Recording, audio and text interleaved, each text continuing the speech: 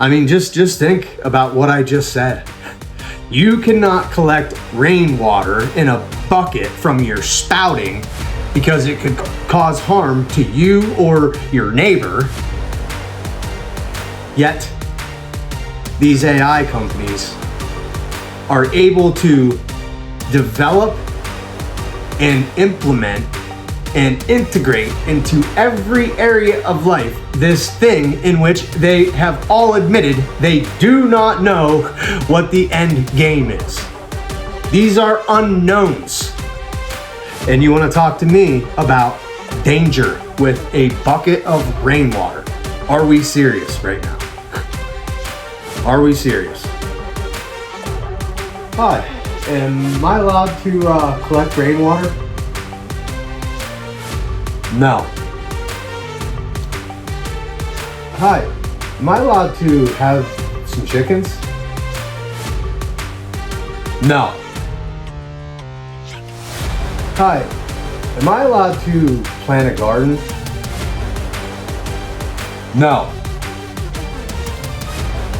Hi, am I able to construct a shed? No. Hi, I was wondering if it's alright if I dig a few holes and put up a... No.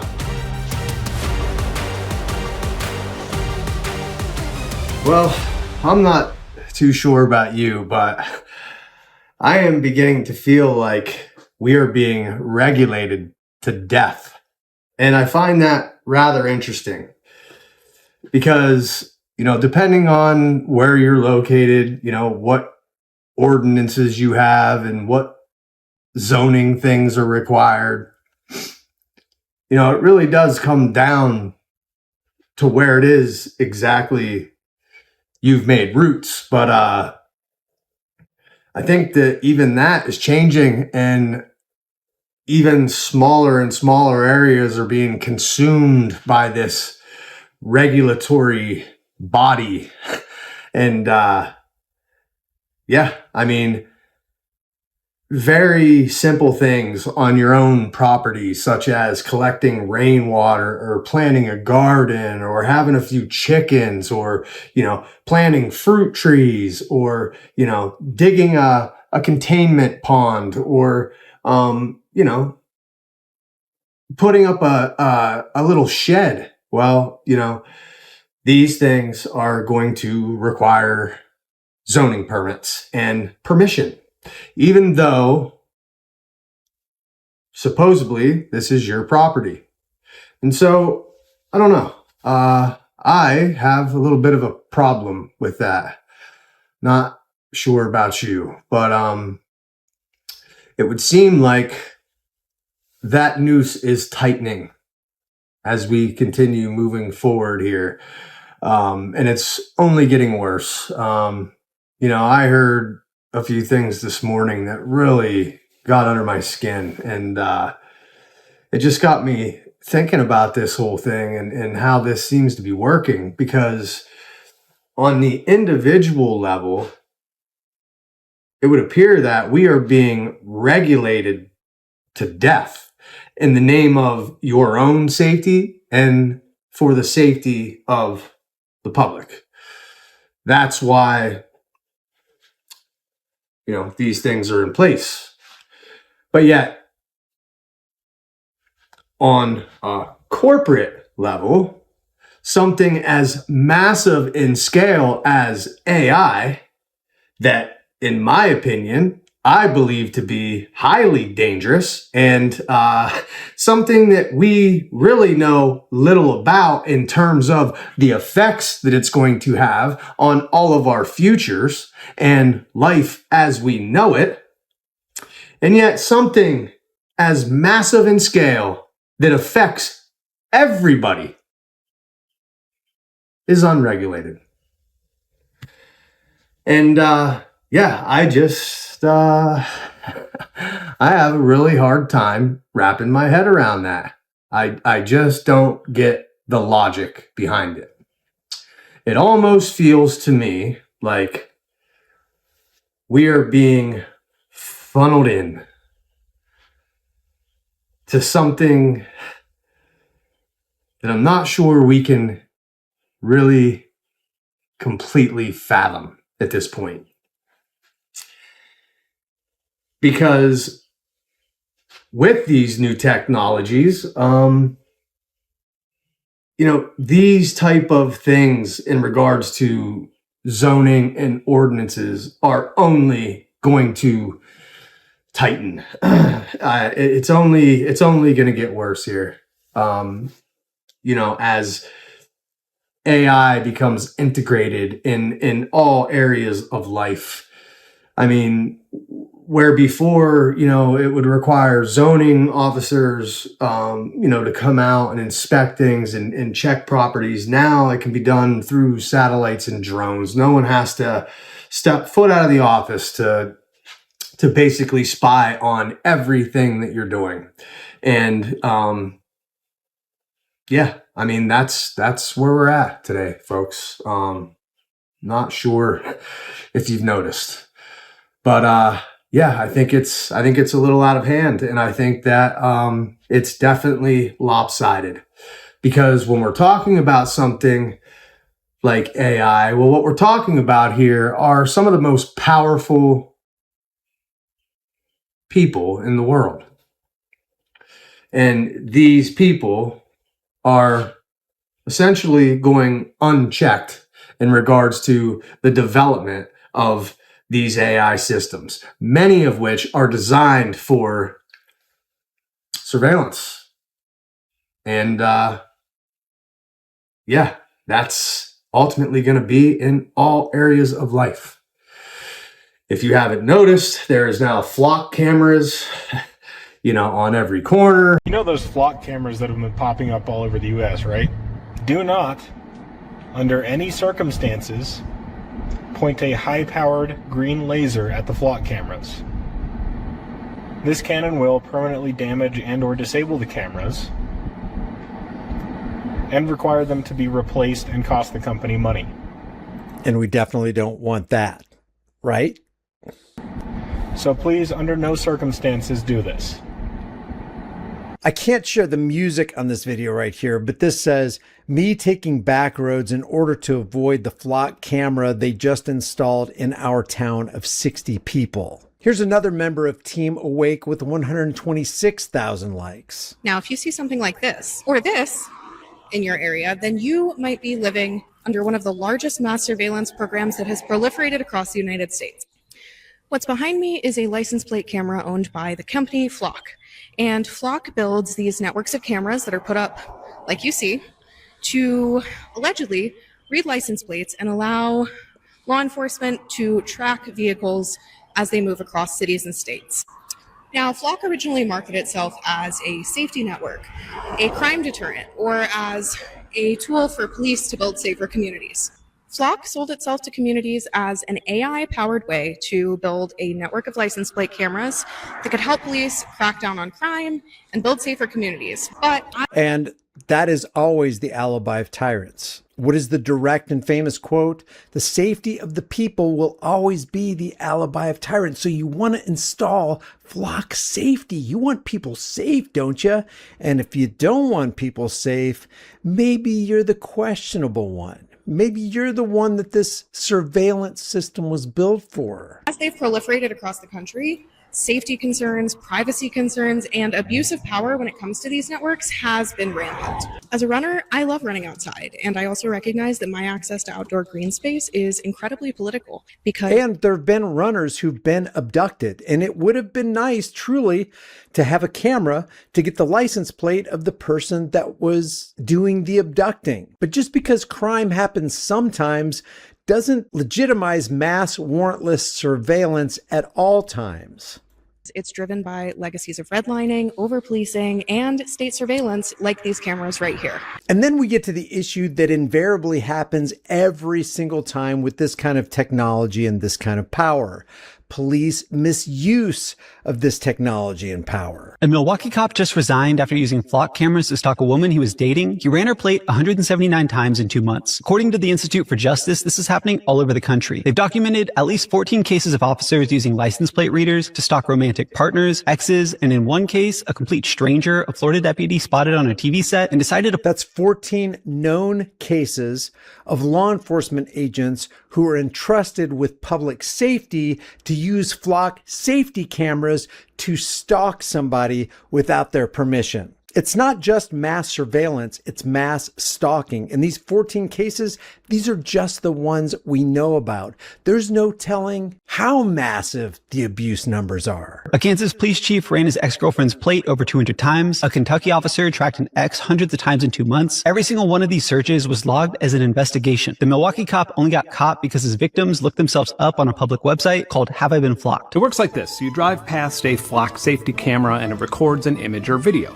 An image segmentation model or something similar looks for the license plate itself, or a rectangle with some key identifiers like tail lights or a rear window. Once it is confident enough that it found a license plate, it sends a portion of the image to an OCR model, or optical character recognition, which is probably the most widely used type of AI for consumers. For example, it's used in PDFs or any type of automatic data entry, like scanning and cashing checks on your phone with your bank's app. AI like this typically uses a confidence level threshold. So if the OCR model is above, say, 90% sure that your license plate was read accurately, then the information is saved with a location and timestamp on it. It can also classify the make and model of your vehicle and note if there are any bumper stickers or add-ons or cosmetic damage on the vehicle. But they're perfectly okay with flock safety government surveillance modalities. Listen to this guy's story. The Street View images that I once used to map the only unmapped city in America with are now gone. So it's unmapped again for literally the 5th time, and I'll tell you why. When I released this video where I flew a drone over the wealthiest city in Minnesota to put it onto Google Maps finally, I didn't realize that so many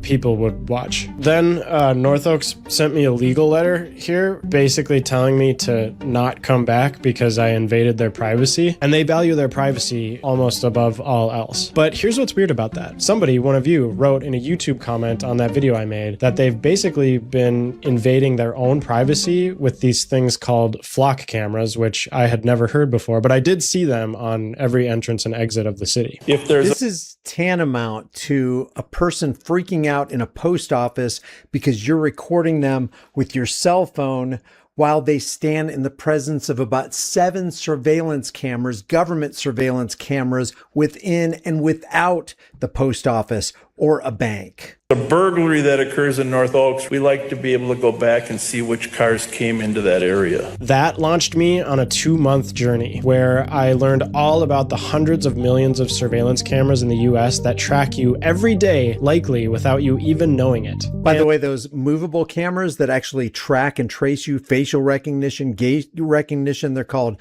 Condor cameras, also developed by Flock. Some smart people started mapping these cameras, so at least there's some transparency of where they are, on this thing called OpenStreetMaps, where you and I can put things on their open source map. And it turns out these cameras are everywhere. So I made a video all about surveillance cameras and how people are being wrongly... By the way, I will put all these links in the description and the pinned comment for you so you can be up on what's going on.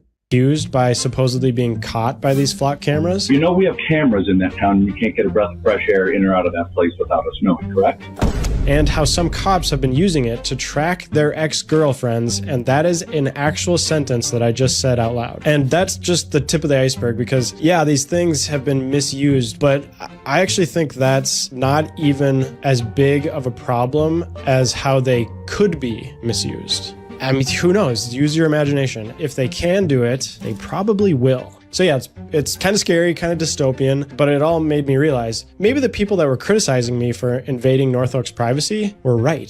So a few days ago, I removed all of the Street View images that remained in North Oaks. And I know some of you might be disappointed by that, but while Wikipedia says all of the images have been removed, I did actually leave one image up. And this is totally real. If you zoom way into West Rec Park in North Oaks, there's one image that remains, and it's just of me taking the picture from the drone. So yeah, I removed those images from Street View, but I immediately re-uploaded all of them to that open source map, OpenStreetMaps, because if they're gonna watch us on an unregulated camera network, it's only fair that we use an open source map to look right back at them. Flock cameras are not just crime deterrents. They are watching you, they are logging you, even if you do not commit a crime. They have systems that log your license plate, your vehicle details, the time that you were there, the location. They can catalog your make, model, color, bumper stickers, roof racks, even visible damage to your vehicle down to scratches and dents.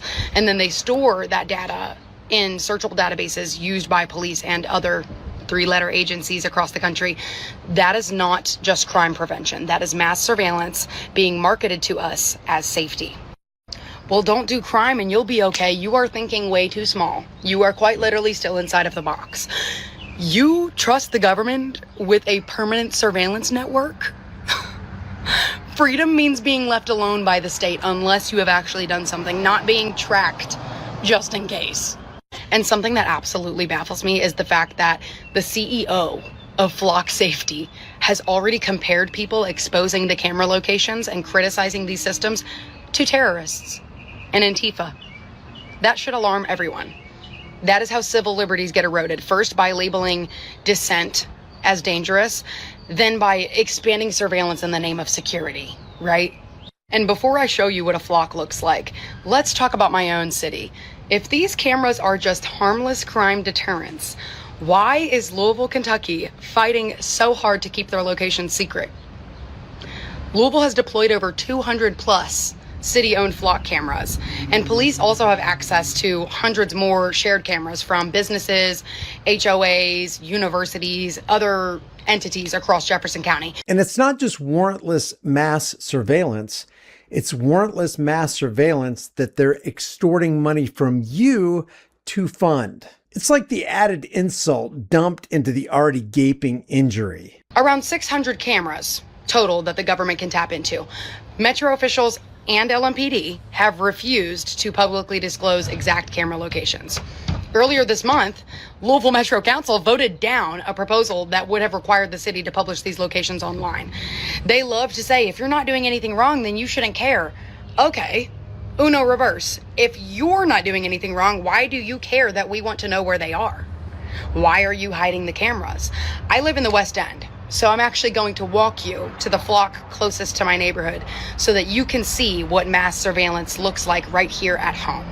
Okay, so this is a flock camera at the corner of Dixie Highway and Dumenil Street in Louisville.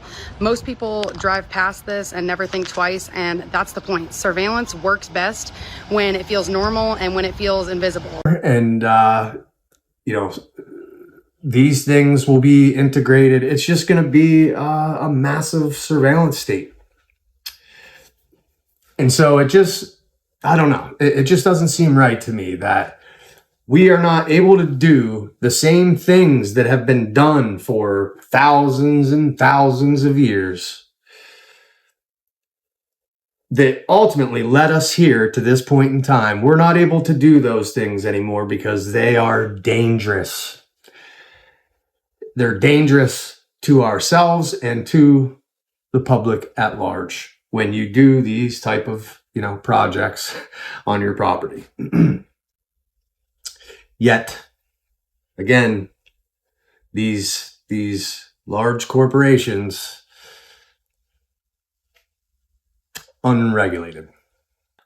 Yeah. I don't know. I feel like not too long ago, I recall Elon Musk, one of these top people in the AI arena, talking about this very topic and how, AI, if completely unrestricted and without regulation, can and will be tremendously dangerous. So what happened with you where you decided or you took on a more fatalistic attitude? Like, what was there any specific thing, or was it just the inevitability of our future?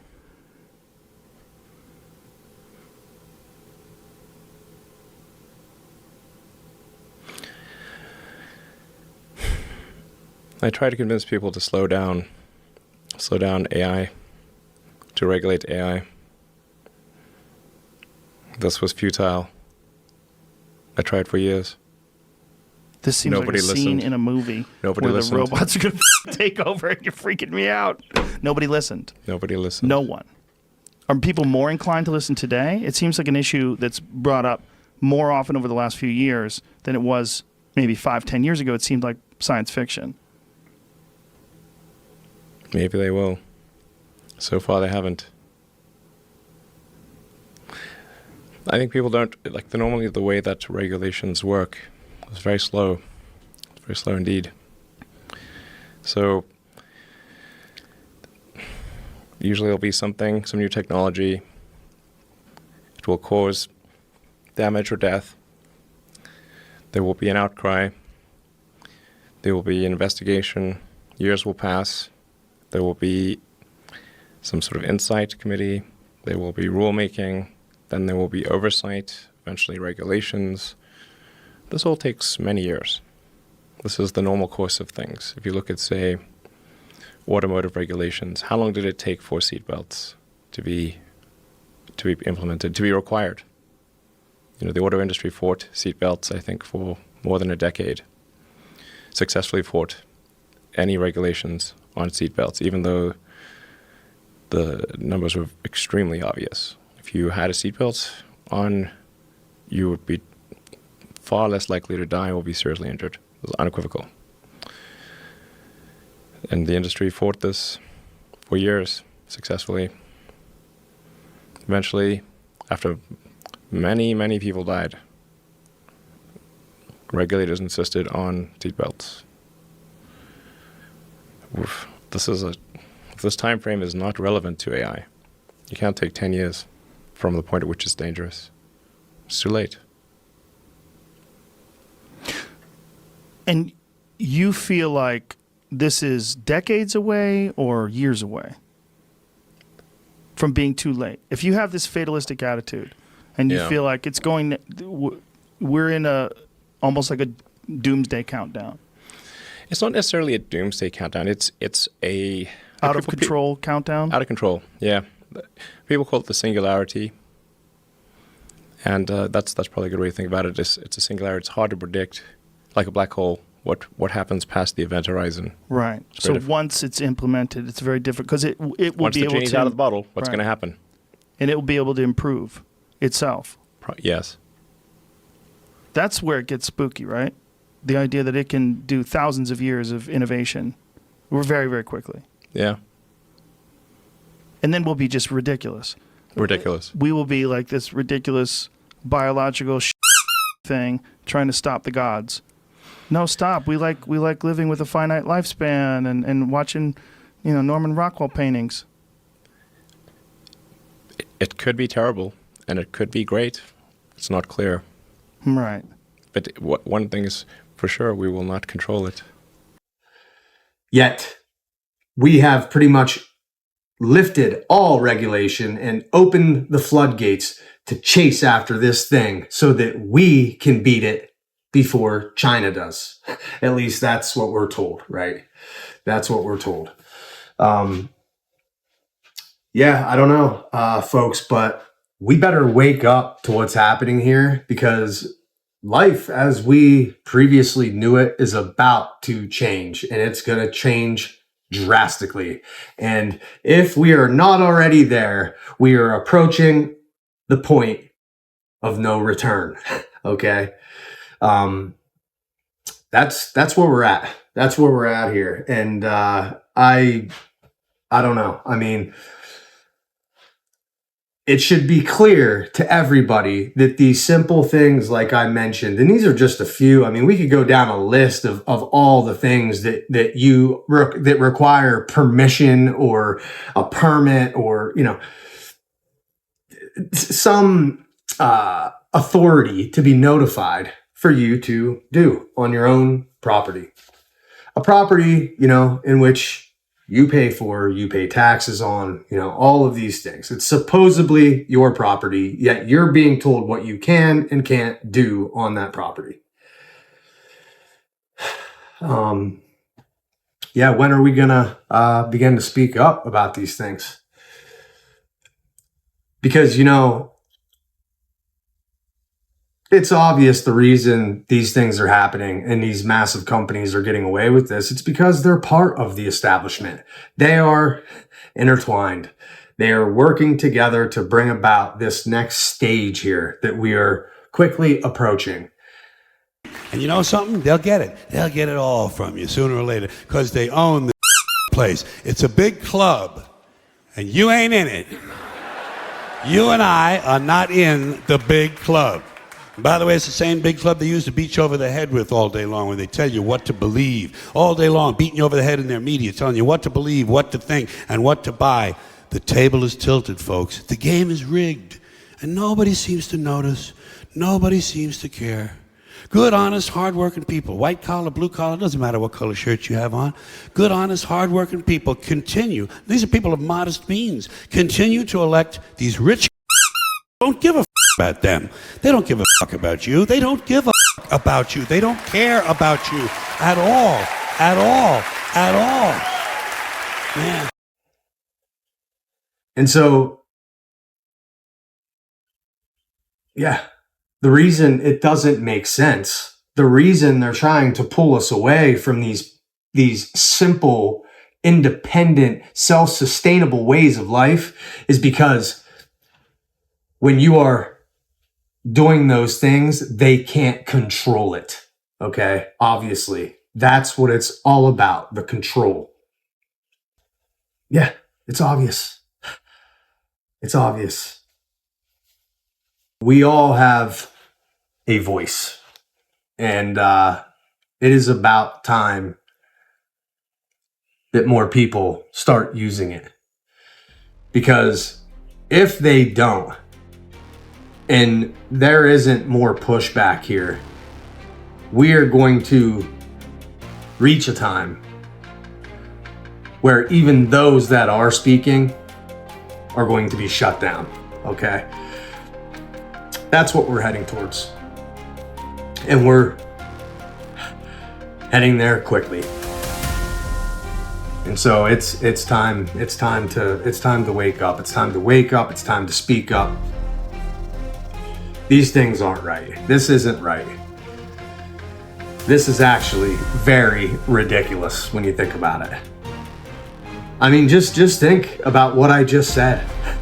You cannot collect rainwater in a bucket from your spouting because it could cause harm to you or your neighbor.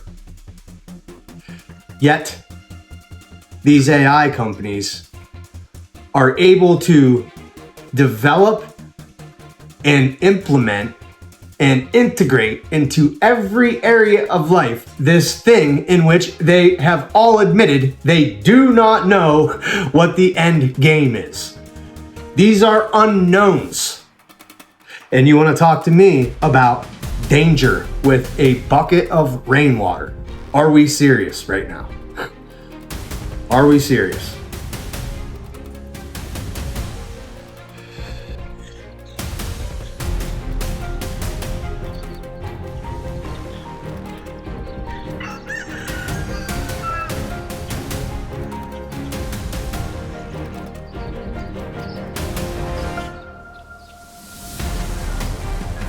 They're the crows, and we have to be the blackbirds. Better start speaking, and we better start speaking now. Anyway, this is Thumper. Sorry about your toes if we stepped on. Subscribe if you haven't. We're out.